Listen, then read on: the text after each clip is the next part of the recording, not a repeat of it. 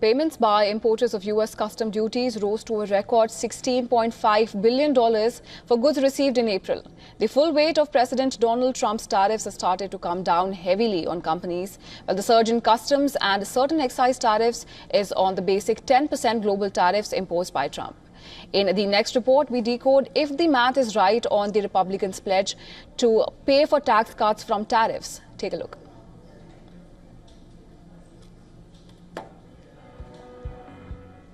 Just when everyone were tuning out the trade war, Trump was at it again on Friday.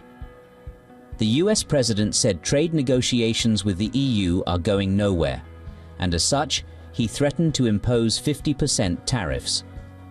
What does that mean?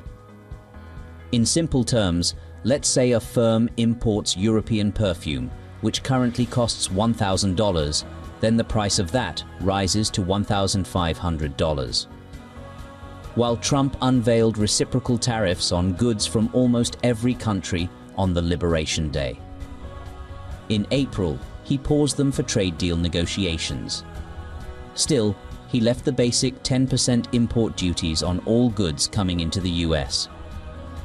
That tariff pushed customs collections to a record high of $16.5 billion in April. But the real question here is who pays for it? The US firm importing the product and eventually the US consumer. Trump wants Americans to use made in the US products by pushing prices of imported goods higher. While that is bad for exporting countries, costs of goods for Americans also shoot up. Trump and Republicans had pledged that tariffs will pay for record GOP tax cuts. However, the math doesn't add up. The tariff rates being collected consist mostly of a 10% baseline tariff for most of the world, a 25% duty on steel and aluminum, and 25% on autos.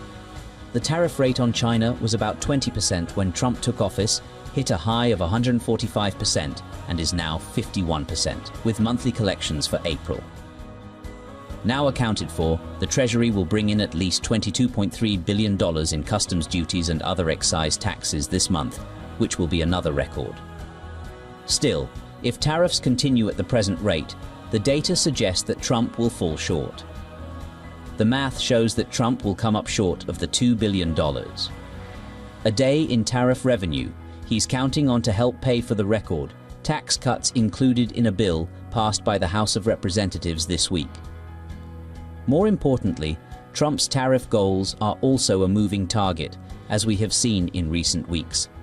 So, overall, the so-called tariff revenue is not a consistent inflow and is not likely to fund the US fiscal deficit. Business Bureau, WION World is One.